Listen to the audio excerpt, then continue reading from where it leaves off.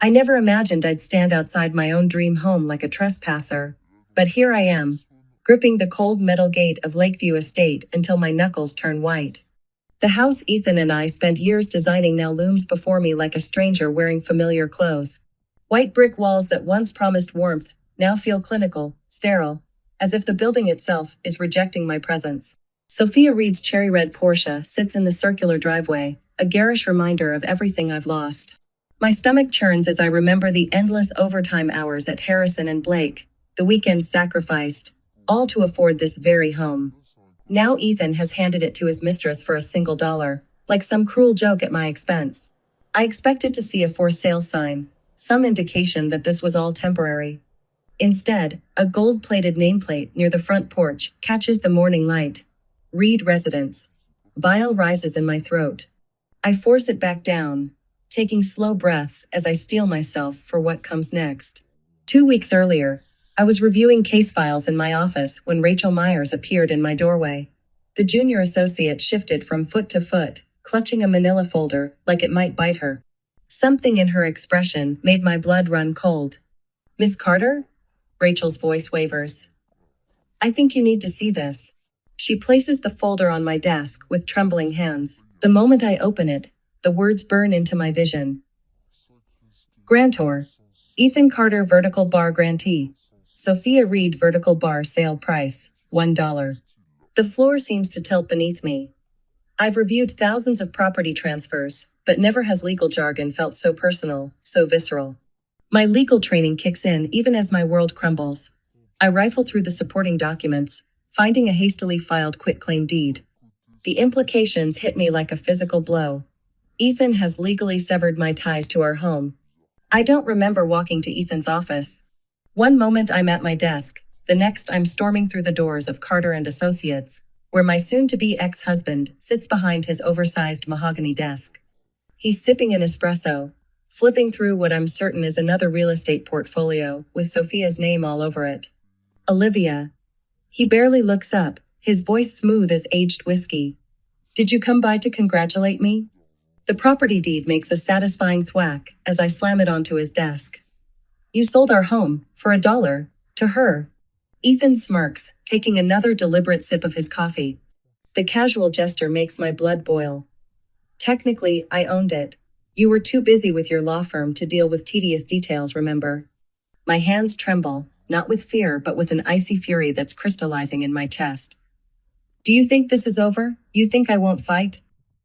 He leans back in his leather chair, smugness radiating off him in waves. "It's legal, Olivia. You, of all people, should know that." My breath catches.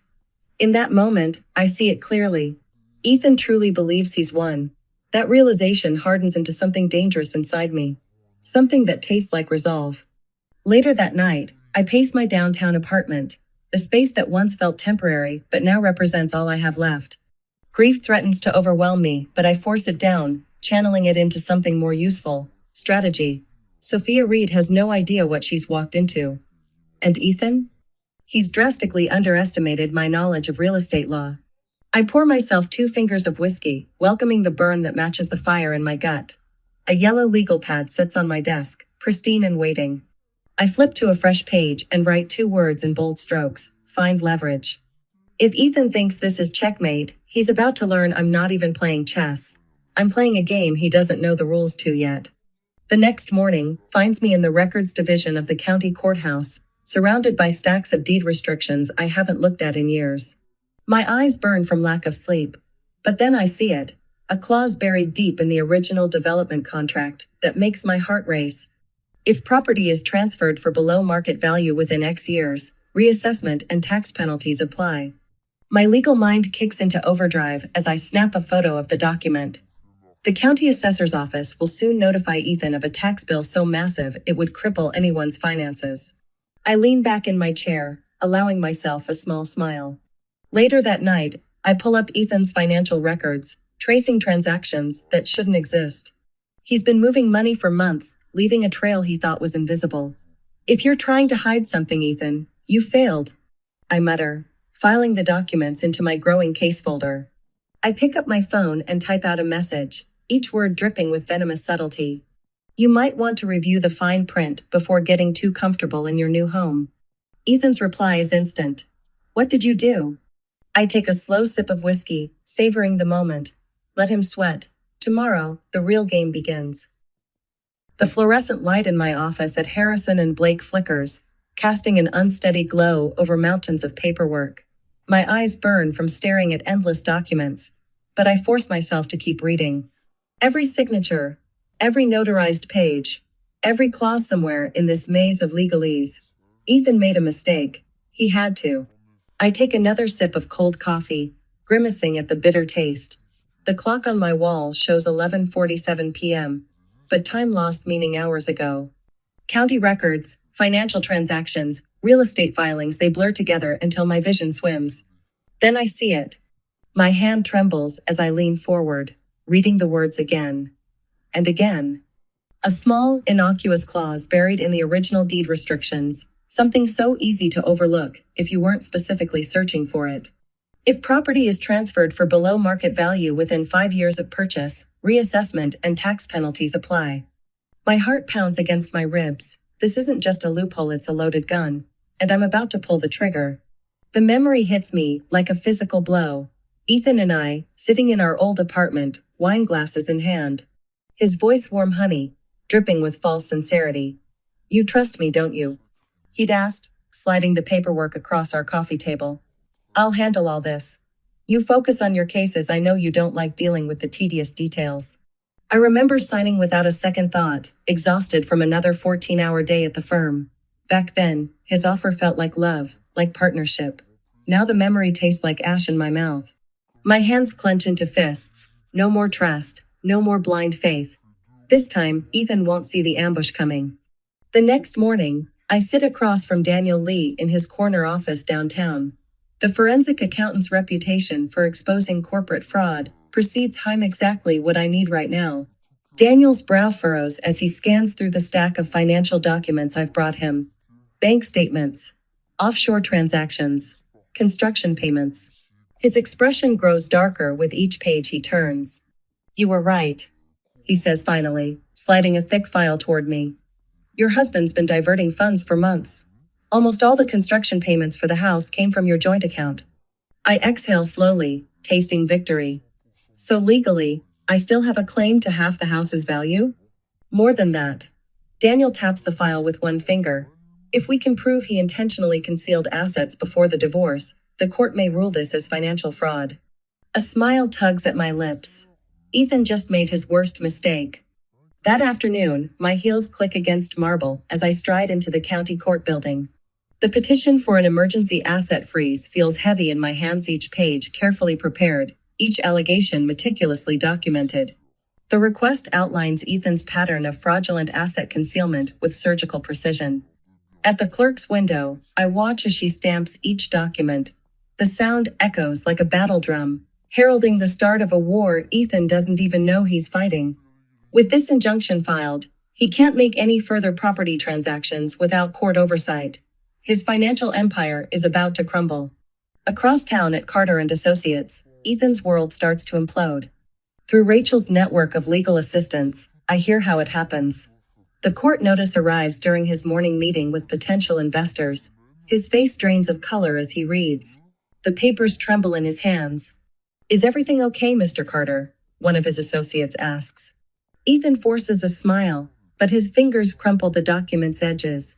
Just a minor issue to sort out, he lies, already reaching for his phone. Before he can connect with his lawyer, a notification pings. His bank accounts are under review.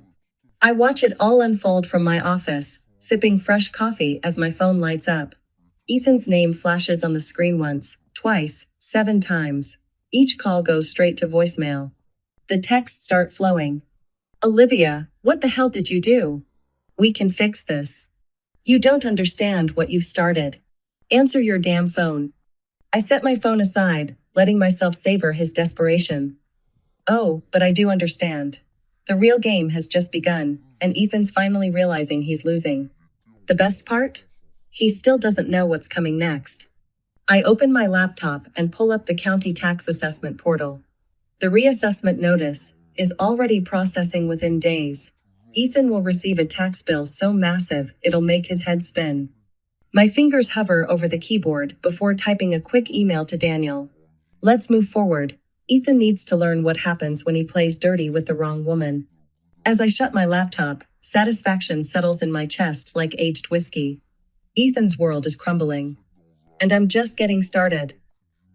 The rhythmic tapping of Ethan's Italian leather shoes echoes through Carter and Associates as he storms into Richard Davenport's office. I watch from my temporary workspace at Harrison and Blake, tracking his movements through the glass-walled building across the street. Even from here, I can read the tension in his shoulders, the way his hands clench and unclench at his sides. Pull up the transaction records. I tell Daniel Lee, my eyes never leaving Ethan's agitated pacing. The forensic accountant's fingers fly across his keyboard, bringing up a maze of numbers that would confuse most people. But I see the truth hidden in plain sight. Every fraudulent transfer, every attempted cover-up. There. Daniel points to a series of offshore transactions. He tried to move nearly $2 million into accounts in the Cayman Islands last night. A smile tugs at my lips. Perfect timing. I slide my pre-prepared motion for an expanded asset freeze across my desk, already signed and ready to file. Within hours, Ethan won't be able to access a single hidden dollar. My phone buzzes. Rachel Myers appears in my doorway, her expression a mix of excitement and nervousness. It's done. The banks have flagged all suspicious transactions. His accounts are frozen indefinitely. I check my watch. 3, 2, 1. My phone lights up with Ethan's name. I decline the call, savoring the small victory. Let him sweat. Across town, in her overpriced penthouse, Sophia Reed scrolls through article after article about the lawsuit. The words financial fraud investigation and pending tax audit jump off her screen. Her perfectly manicured nail hovers over a headline that must feel like a knife to her throat. Carter estate transfer under criminal investigation. When Ethan appears at her door, she probably expects comfort, reassurance, maybe even a plan. Instead, he thrusts legal documents at her. Sign this, transfer the house back to me. I can picture her face falling, reality finally crashing through her carefully constructed delusions. That's why you're here? Her voice shakes. You want me to take the fall for you? I can fix everything, Ethan promises, the same hollow words he once fed me. But Sophia sees through them now, just as I finally have. The truth hits her like a physical blow. She was never more than a pawn in his game. Back at Harrison and Blake, my support system gathers in the corner office that will soon be mine. Jonathan Blake's hand rests reassuringly on my shoulder as Rachel presents our latest findings. He falsified income reports to secure business loans, Rachel explains, spreading documents across the polished conference table. We're not just talking about property fraud anymore. I exhale slowly, feeling the last remnants of my old self, the trusting wife, the cautious lawyer, fall away. File it all. I say, my voice steady. Every last piece of it. Let's end this. The pieces are falling into place faster than even I anticipated. That evening, Ethan receives an urgent call from Richard Davenport. I can picture him in his office, that smug smile finally cracking, as his attorney delivers the news about the additional fraud charges. His business partners are already demanding answers. Investors are threatening to pull funding. For the first time since this began, Ethan is the one scrambling to keep up. I stand before my bathroom mirror, studying my reflection. The woman staring back at me isn't the same person who once believed in Ethan's lies. She's stronger, sharper, unafraid to wield her power.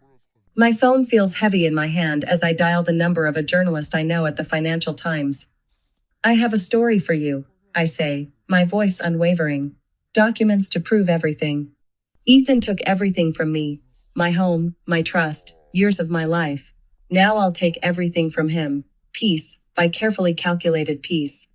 The clock strikes midnight, as I imagine Ethan in his penthouse, probably nursing a whiskey, his world crumbling around him.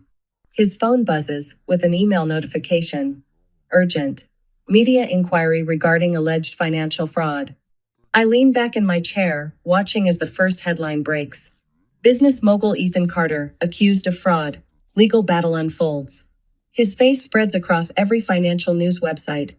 The empire he built on lies finally exposed. I pour myself 2 fingers of whiskey, raising my glass to the city lights. Checkmate, I whisper, knowing this is only the beginning of his destruction. The real game is just getting started. The fluorescent lights of Harrison and Blake cast harsh shadows across my desk as I review the final document in a stack that will destroy Ethan's life. My signature flows across the bottom of the petition for additional financial fraud investigation, each curve of my name another nail in his coffin. Daniel Lee, our forensic accountant, leans against my credenza, his tablet displaying a web of transactions that would make a money launderer blush. This will trigger automatic reviews across all his accounts, he says, satisfaction evident in his tone. The moment Judge Reeves sees these numbers, he won't have time to hide anything else, I finish, passing the signed petition to Rachel. My young protege's hands are steady now, unlike 2 weeks ago, when she first brought me evidence of Ethan's betrayal. She's learned quickly that justice requires a spine of steel. I watch her purposeful stride as she leaves with the documents, headed for Judge Malcolm Reeves' courthouse. Known for his zero tolerance of financial crimes, Reeves is exactly the judge we need. My computer pings with the courthouse confirmation email, and a smile tugs at my lips. Let the games begin. Across town, Ethan paces his office at Carter & Associates, his Italian leather shoes wearing tracks in the carpet. The headlines are spreading faster than his damage control team can contain them. His attorney, Richard Davenport, watches from behind wire-rimmed glasses, his expression grim. The business network wants an exclusive, Davenport says, his voice tight. It's your chance to get ahead of this. Ethan straightens his tie, that familiar, arrogant gleam in his eye. He still thinks he can charm his way out of anything. 2 hours later, under the merciless studio lights, that confidence crumbles like a house of cards. Mr. Carter. The anchor's voice cuts like a scalpel. I'm holding legal filings that suggest systematic fraud spanning several years. Your ex-wife's evidence appears quite thorough. Sweat beads on Ethan's forehead as she reads from my filings. His carefully crafted image implodes in real time while millions watch. By the time the red recording light blinks off, his phone is already buzzing with calls from fleeing investors. The Lakeview estate feels different now. Sophia Reed sits in what was meant to be my breakfast nook, surrounded by tax notices bearing increasingly urgent red stamps. Her manicured hands shake as she scrolls through dozens of unread emails from the county tax office. The latest notice leaves no room for interpretation. 30 days to pay, or face property seizure. The amount would make anyone's stomach drop. She picks up her phone, desperation finally overwhelming pride. I need help, Olivia, she says when I answer, her voice small. Please, I didn't know about the tax penalties. Ethan never told me. I let the silence stretch, savoring the reversal. You should have read the fine print, Sophia. Just like Ethan should have. What do I do? The question comes out as barely more than a whisper. I exhale slowly, remembering my own moments of devastation. Sell the house, I tell her, my voice clinical. Sell it fast, before the tax penalties bury you. She hesitates, and I can hear the painful realization in her silence. Ethan never loved her enough to tell her the truth. The IRS won't wait for you to figure this out. I add, my words sharp with certainty. Within hours, a real estate agent's sign stands in front of the house I once thought would be my forever home. The dream Ethan dangled before her has become a millstone around her neck. Ethan's private line rings, the one he reserves for urgent matters. The bank's fraud department doesn't waste time with pleasantries. Mr. Carter, we're seeing some concerning patterns across your accounts, the representative says. All transactions will be frozen pending review. His other line beeps, Sophia. Her text message is brief. I'm selling the house. I can't pay the taxes. Don't contact me again. The coffee mug in his hand shatters against his office wall. I imagine the imported Brazilian roast staining his pretentious abstract paintings. Ethan slams his fist against his mahogany desk, the pain barely registering through his fury. The house is gone. The money is vanishing. His assets are frozen. From my office downtown, I watch his empire crumble in real time. CNBC's ticker scrolls with updates about Carter and Associates' plummeting stock value. Former business associates trip over themselves, issuing statements about severing all ties with Mr. Carter pending investigation. My phone buzzes with a message from Daniel. It's happening. The IRS is launching a formal investigation. Ethan won't recover from this. I pour myself 2 fingers of whiskey, savoring each sip. Ethan spent years treating me like I was beneath him, too focused on tedious details to see the big picture. Now I'm the one pulling all the strings, and he's powerless to stop it. Late that night, Ethan sits alone in his darkened penthouse, the blue glow of his laptop casting ghastly shadows across his face. Every account shows the same message. Account frozen, under review by fraud department. His phone vibrates one final time. The county tax office's last warning. Immediate payment required. Failure to comply will result in further legal action. Ethan grips the edge of his desk, his breath coming in shallow gasps. Everything he thought he controlled is slipping through his fingers like sand. I lean back in my chair at home, watching the city lights twinkle through floor-to-ceiling windows. Tomorrow, the final phase begins. But tonight, I savor my whiskey and the knowledge that Ethan's empire is crumbling, one frozen account at a time. Fix this, now. Ethan's voice crackles through his office phone, desperation seeping through every syllable. I can picture him at his mahogany desk, the one he used to brag about importing from Italy. His perfectly pressed suit now wrinkled from hours of anxious pacing. Richard Davenport's sigh fills the line. Even through the speaker, I can hear the defeat in his tone. There's no fixing it, Ethan. The IRS, the fraud investigation, the asset freezites all stacked against you. A dull thud echoes, Ethan's fist meeting his precious desk.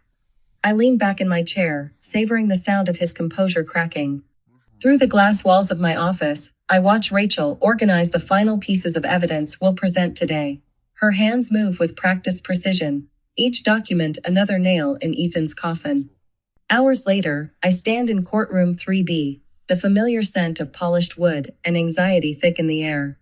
My legal team flanks me like a well-oiled machine, Daniel's steady presence to my left, Rachel's quiet determination to my right. Across the aisle, Ethan slumps in his chair, his usual swagger replaced by a sheen of cold sweat that makes his face look waxy under the fluorescent lights. Judge Malcolm Reeves enters, his robes rustling with authority. The bailiff's voice rings out, and we rise in unison. My fingers brush against the thick folder of evidence, months of late nights and meticulous investigation bound in manila and determination. Your Honor, my voice carries through the hushed courtroom, steady and clear. The evidence before you proves that Ethan Carter knowingly funneled assets into offshore accounts to avoid equitable division in this divorce.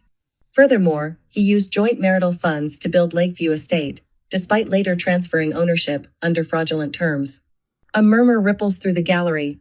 I don't need to look at Ethan to know his jaw is clenching. It always does when he's cornered. His attorney jumps up, spouting objections that sound hollow even to my untrained ears. But I'm already sliding the authenticated transaction records across the bench, each page another shovel of dirt on the grave of Ethan's empire. Judge Reeves studies the documents for what feels like hours, though my watch tells me it's only minutes. When he looks up, his gaze fixes on Ethan with the weight of incoming judgment.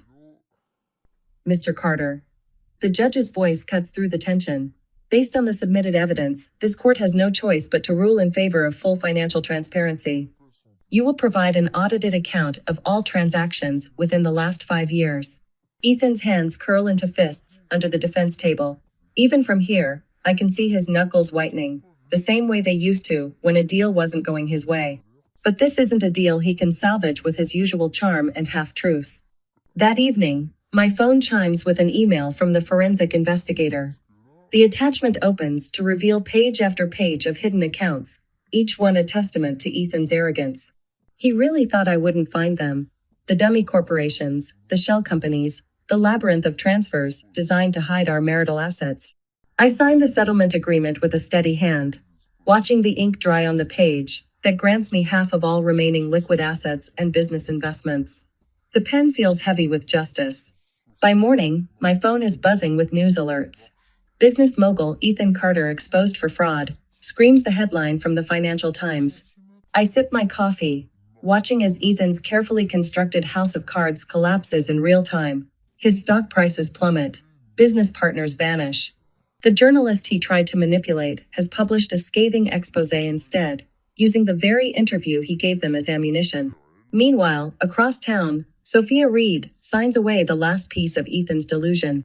Lakeview Estate, the home he tried to use to hurt me, sells for enough to cover the massive tax bill, with Sophia pocketing the difference. I hear she's booked a one-way ticket to somewhere warm and anonymous. Smart girl, finally. Across the city, in a half-empty luxury apartment, Ethan sits surrounded by legal notices and unpaid bills. His bank accounts are nearly drained. No more first-class flights. No more $1,000 dinners. No more keeping up appearances. His phone lights up with a notification. Final eviction notice. He sinks into a chair, staring at nothing. Just a month ago, he had everything. Now he's watching his entire world crumble, piece by piece. My phone buzzes. Ethan's name appears on the screen, a message glowing beneath it. You've destroyed everything. I never thought you'd fight back like this. I delete it without responding, and turn toward my window. The city sparkles below, lights twinkling like stars fallen to earth. For the first time in years, I feel the weight lift from my shoulders. Tomorrow, I'll wake up without the shadow of Ethan's betrayal hanging over me. But tonight? Tonight I pour myself a glass of the same whiskey he used to claim was too strong for me. And I savor every drop of my freedom. The elevator doors slide open to the top floor of Harrison and Blake, and I pause for a moment, taking in the sleek expanse of glass and steel before me. My heels click against the marble as I approach my new office, running my fingers over the golden nameplate that still doesn't quite feel real. Olivia Carter, partner. Sunlight streams through floor-to-ceiling windows, casting long shadows across the polished mahogany desk that dominates the space. I set down my leather briefcase, remembering the cramped office where I first learned of Ethan's betrayal. This room is twice the size, with a view of the city that takes my breath away. No more shadows. No more doubt. My hand brushes against a frame on the desk, and I pick it up, studying the photo inside. It's from the firm's holiday party 3 years ago. Me in a black cocktail dress, standing beside Ethan. My smile looks genuine, but now I see what I couldn't then. The slight tension in my shoulders, the way I'm angled toward him like a flower desperately seeking sun. That woman trusted too easily, worked too hard to please someone who never deserved it. I turn the frame face down, with a decisive click. That version of me no longer exists. The door swings open, and Rachel appears with Daniel and Jonathan in tow. Rachel's grinning, holding a bottle of champagne, while Daniel carries a cluster of glasses. Officially a partner, Rachel says, her eyes bright with pride. Who would have thought, huh? Daniel sets the glasses on my desk, shaking his head with a knowing smile. I did. I've seen you take down bigger sharks than Ethan Carter. Jonathan pops the cork with practiced ease, the sound echoing off the glass walls. You earned this, Olivia. Every single bit of it. He hands me a glass, and the champagne catches the morning light, turning golden. As we clink glasses, I look at these people who stood by me through everything. Rachel, who brought me that damning property transfer. Daniel, who helped me trace Ethan's hidden accounts. Jonathan, who never once doubted my abilities. I was never truly alone. My phone chimes with a new email notification. The subject line catches my eye. I need help. My husband is hiding assets. The sender's name is Emily Dawson, and her desperate words hit me like a physical blow, echoing my own past. Without hesitation, I pick up my phone and dial her number. She answers on the first ring, her voice thick with tears. I've been where you are, I tell her, my tone steady and sure, but you're not alone, and I know exactly how to fight back. After we hang up, I walk to the window, looking down at the city sprawling below. The weight I've carried for so long has lifted, leaving something lighter in its place. My reflection in the glass shows someone I barely recognize. Stronger, sharper, free of the anger that once threatened to consume me. My phone vibrates against the desk. A text from Ethan. Can we talk? I stare at his name on the screen, remembering the woman who would have once jumped to respond. Instead, I tap block contact with a steady hand. No anger, no hesitation, just finality. The city stretches out before me, a maze of possibilities I never saw when I was busy being Ethan Carter's wife. Now I see nothing but horizon, nothing but future. I never thought freedom would taste like champagne and victory, like sunlight on glass and the steady beat of my own heart. But here I am, in an office I earned, surrounded by people I trust, helping other women fight their own battles.